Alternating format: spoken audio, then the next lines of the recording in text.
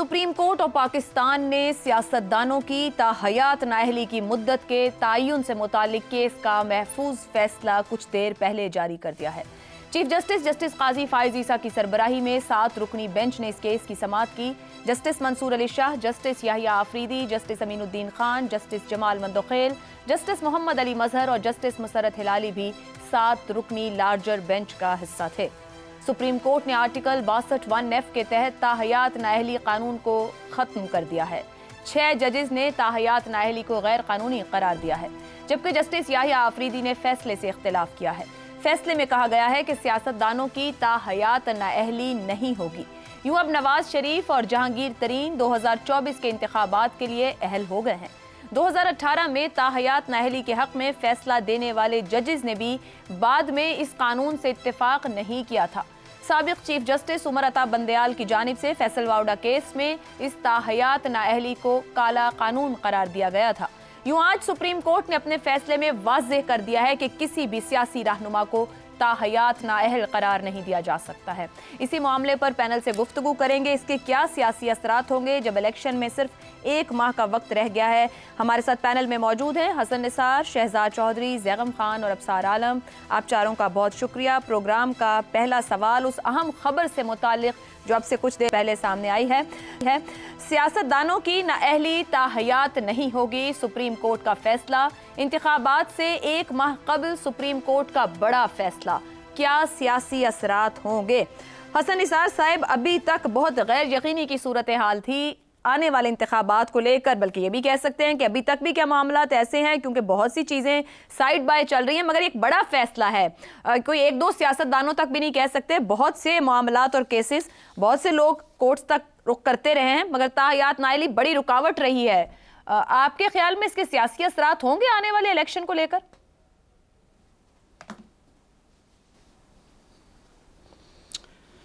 देखें, मैं हरगिज़ करबा परवरी नहीं करता, बिल्कुल सच अर्ज़ कर रहा हूँ और संजीदगी से कर रहा हूँ कि हमारा पैनल बेहतरीन है। मेरा वक्त दोस्तों में बांट दें। वो जो शायर ने कहा था ना, मुझसे बेहतर कहने वाले और मुझसे बेहतर सुनने वाले, तो मेरा वक्त दोस्तों में आप तकसीम कर दें, ख़ास तौर पे जैगम साहब को, चूँकि मुझे इस सवाल से दिलचस्पी नहीं है। नहूसत से निजात की एक सूरत थी, इस लानत से निजात की एक महोम सी, मुझे यकीन था ये नहीं होगा, वारदात ये बड़े इन्फ्लुएंशियल होते हैं। सो नहूसत से निजात की एक सूरत थी, वो भी गई तो कौम उसी तनख्वाह पे गुजर बसर करे। हसन निसार साहब, वैसे ये फैसला सिर्फ आज के सियासतदानों के लिए नहीं है, ये फैसला मुस्तकबिल में और बहुत से लोगों के जो आज जेलों में हैं काम आने को है, और बहुत सी नाअहलियां हो तो उनके काम आएगा कि आप हमेशा के लिए सियासत से बाहर नहीं हैं, चंद साल बाद आप फिर सियासत में हैं। सुभान अल्लाह, I am so grateful for this teaching. मेरे दिमाग में अगर कोई जाला था उतर गया, लेकिन मैं अपने मौक़िफ़ पे कायम हूँ। मतलब आप नहीं समझते कि सियासतदान के पास जो वक्त है या उसने जो सियासत करनी है उसका फैसला आवाम करें, आवाम के हाथ में होना चाहिए, ना कि कोई इदारे करते हो? नहीं, ये कभी रहा नहीं, ये देखो कभी रहा नहीं। मैं जमहूरियत दुश्मन हरगिज़ नहीं हूँ। ये ना सियासत है ना सियासतदान है, इस मुल्क में एक वारदात है जो बड़े करीने सलीके एहतियात खूबसूरती से चल रही है। फिनिश्ड। वोटर फलाना टमकाना बूथ डब्बा, क्या नॉनसेंस। 75 साल रुल गए तबाह, अब कहते हैं आहिस्ता आहिस्ता हो जाएगा, इसका मतलब है अनदर 100 ईयर्स। यार मुझे अपने बच्चों पे रहम आता है। सर, आप जैसे स्कॉलर्स ही कहते हैं कि कौमों की जिंदगियों में कुछ साल इतने मायने नहीं रखते, कई दहाइयां लगती हैं, मे बी 75 साल यहाँ से आगे का सफर, तरक्की का बहुत खूबसूरत बात की है, बहुत खूबसूरत बात की है। जैसे दानिश्वरों पे और स्कॉलर्स पे लानत, दुनिया की तारीख उठाओ, इस्लाम से शुरू होके जापानीज तबाह हो चुके थे मुकम्मल तौर पे। It takes only a few decades for a nation, वरना नाउ एंड नेवर है। मुझे बताओ, बतदरीज रींग रींग रींग रींग के को कीड़ा हिमालय पे चढ़ गया, ये बिल्कुल गलत है। हम जैसे माशरों में ये आम है, पढ़े लिखे लोगों में नहीं है। 150 साल होते ही कुछ नहीं होए, बल्ला बंदा पूछे खुदा का खौफ करो।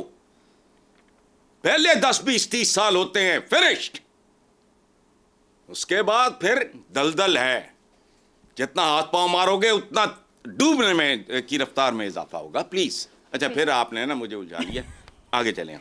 अच्छा चले ज़ैगम साहब, मैं आपकी जानी बात ही ओके चलें ठीक है, आप इसको ना सियासत मान रहे ना सियासतदान, लेकिन ज़ैगम साहब हमारे पास तो पार्लिमानी जमहूरियत है, सियासतदान भी हैं, अवाम ने वोट भी डालना है 4 हफ्ते बाद और उसकी तैयारियां भी भरपूर तौर पर जारी हैं। हसन साहब माने या ना माने, एक बड़ा अहम फैसला आया है, आप इसके सियासी असरात क्या देखते हो? थोड़ा सा कॉमेंट कीजिएगा कि 2018 में जब जुडिशरी ने वो फैसला दिया कि सियासतदान ताहयात नाअहल है, अभी हमने जो 2-3 हेयरिंग्स देखी तो उसमें सवाल उठाया गया कि बड़े बड़े मामलात पे जिसमें गद्दारी या कत्ल वहां पे भी ताहयात नाअहली नहीं है, मगर इस मामले के ऊपर ताहयात नाअहली, इस फैसले को कैसे देखते हैं? 2010 में जब 18वीं तरमीम के लिए मुज़ाकरात चल रहे थे जी, तो कमेटी रूम से निकल कर जो मुस्लिम लीग रहनुमा हैं वो सहाफ़ियों को अलग ले जाके उन्हें बताते थे कि देखो ये जो पीपल पार्टी वाले हैं ना, ये सादिक और अमीन को ख़त्म करना चाहते हैं, हम इनको हरगिज़ ख़त्म नहीं करने देंगे। अल्लाह की शान है, आज वही मुस्लिम लीग नवाज़ वाले हैं, ढोल बजा रहे हैं, नाच रहे हैं और मिठाई बांट रहे हैं। उनको मुबारक हो कि उन्होंने और सियासतदानों ने जो 36 फंदे अपनी गर्दन के लिए बनाए थे, उनमें से एक की रस्सी कुछ ढीली हो गई है और इन 36 में से 35.5 तो मुस्लिम लीग नवाज नहीं बनाए थे। 5 साल की बजाय, सारी उम्र की बजाय 5 साल नाअहली हो गई, लेकिन क्या 62(1)(f) के ज़रिए से जिस तरीके से वज़ीर आज़म को निकाला गया, जिस तरीके से नाअहल किया गया, क्या ये एक दिन के लिए भी होना चाहिए? बिल्कुल नहीं। क्या किसी कोर्ट ऑफ लॉ ने, जहाँ पे बाकायदा प्रोसिक्यूशन की जाती है, जहाँ पे सज़ा बाकायदा सुनाई जाती है, क्या वज़ीर आज़म को वहाँ सुनाई गई थी कोई सज़ा? अगर उनका कोई मामला था तो क्या किसी निचली अदालत में उसको कोई सज़ा हुई थी? उसके बाद तो कोई बात बनती है, 5 साल की भी बनती है। अभी जो हमारे सामने ये फैसला आया है, देखिए इसमें बज़ाहिर ये लग रहा है कि अदालत ने ये तय किया है कि ये जो आईनी शिक है 62(1)(f), ये अपने आप को खुद से वाज़े नहीं करती, इसको वाज़े करने के लिए कानून साजी की ज़रूरत है और वो कानून साजी कर ली गई है और उस कानून साजी में 5 साल की सज़ा मुकर्रर की गई है, इसलिए अब 5 साल ही की सज़ा होगी। यानी वही आइन जो बनाया गया हमारे मुंतखब नुमाइंदों ने, उसको अदलिया ने माना और उस आईनी शिक की जो वजाहत हमारे मुंतखब नुमाइंदों ने डाली, बनाई, उसको अदलिया ने माना। अदलिया ने यह डिमांड नहीं किया कि इसके लिए आइन में तरमीम की जाए। अब उसका नतीजा क्या निकला?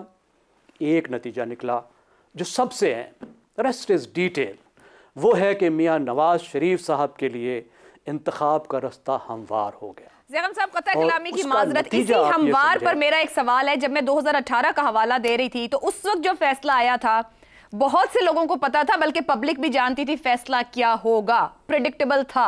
आज जो फैसला आया, आज भी पब्लिक जानती थी कि प्रेडिक्टेबल था कि क्या होगा। ये साख सबकी बढ़ेगी इस पूरे मामले में? मेरे ख्याल में जो उस वक्त फैसला आया था उसके प्रेडिक्टेबल होने की बिल्कुल एक और वजह थी। उसकी वजह यह थी कि उस वक्त की जो आला जुडिशरी थी वो मुकम्मल तौर पर बायस्ड थी और हमें मालूम था मामला किस तरीके से किस तरफ जाएगा। ये कानूनी बात नहीं बनती थी। आईनी एक्सपर्ट ये नहीं कह रहे थे ये होना चाहिए, लेकिन सब ये कह रहे थे कि ऐसा होगा। इस वक्त मेरा ख्याल में ये फैसला प्रेडिक्टेबल था, तो इस वजह से प्रेडिक्टेबल था, हम सब ये समझते थे कि इस वक्त की जो सुप्रीम कोर्ट है वो वही फैसला करेगी जो आईनी तौर पर दुरुस्त है।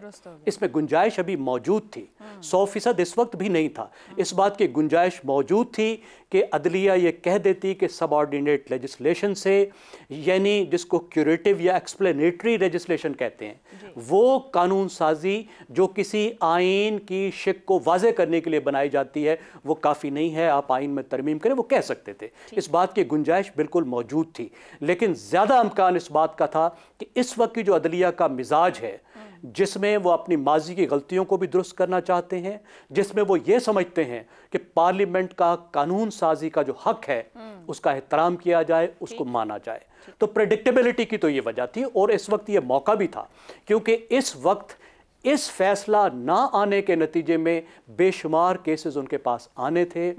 दो अलग अलग चीज़ें तमाम आरओज के सामने मौजूद थी, मातहत अदालतों के सामने मौजूद थी। एक तरफ उनके सामने अब वो आईनी फैसला था जो 5 जजों ने किया था सुप्रीम कोर्ट के, दूसरी तरफ वो कानूनी तरमीम थी जो भी पार्लियामेंट ने की थी इलेक्शन एक्ट में। अब किसी आरओ ने उसको उठाना था, किसी आरओ ने उसको उठाना था। मातहत अदलिया में से किसी जज ने उसको उठा लेना था, किसी जज ने उसको उठा लेना था। इसलिए ये ऐसा मामला था जो हल तलब था और इस वक्त ही हल तलब था। तो मेरे ख्याल में बिल्कुल ठीक किया गया। ये तो कानूनी बात है, लेकिन सियासी बात ये है कि मियां साहब का रास्ता खुला तो अब इलेक्शन का भी रास्ता खुला। अच्छा जी, अब प्रोजेक्ट के लिए भी आसानी हो गई। अब थोड़ा सा इलेक्शन के लिए जो मुश्किलात थे वो भी आप समझे दूर हो गए। अगर मुझे आखिरी बात करने की इजाजत दे दें, फिर दोबारा उस फंदे की तरफ कि थोड़े से फंदे किसी और के लिए भी तो बना देना हजूर। एमएनए बेचारे के पास तो कुछ भी नहीं होता ना, इधर उधर मार धाड़ करता है। जो आप उसको थोड़ी बहुत जो है 10-20 करोड़ जो है दे देते हैं पैसे, उसके हल्के की तरक्याती फंड के उसी में से कुछ निकाल लेता है ना। जो महकमा होता है उसका प्रिंसिपल अकाउंटिंग ऑफिसर तो सेक्रेटरी होता है, ठीक है। माल के पहाड़ पे तो वो बैठा होता है। उसको तो आप नहीं कहते कि तुम सादिक और अमीन होना तुम्हारे लिए जरूरी है। तुम्हारे लिए जरूरी है कि तुम्हारे पास सिर्फ एक मुल्क का पासपोर्ट हो, वो 2 मुल्क का पासपोर्ट भी रखता है। और हमारे जजेस जो सैकड़ों अरब रुपए के स्टे ऑर्डर दे देते हैं, जो बिलियंस ऑफ डॉलर्स का कबाड़ा कर देते हैं, जो 1 रुपए का टैक्स दिए बगैर आला अदालत के जज बन जाते हैं। हजूर अंदाजा कीजिए आप, वो बंदा जिसने सारी जिंदगी टैक्स नहीं दिया तो निजाम को एफिशिएंट बनाए ना, निजाम पकड़े ना, फिर इन सबको सर निजाम को पकड़ना चाहिए। देखिए और कौन पकड़ेगा? ये वो पकड़ते हैं जी। उसका मतलब ये है कि आप इंटीग्रिटी का एक नया निजाम लाएं कि कौन सी इंटीग्रिटी, कौन सा मियार बेहतर होने का, असूली चले सर, उम्मीद करते हैं आने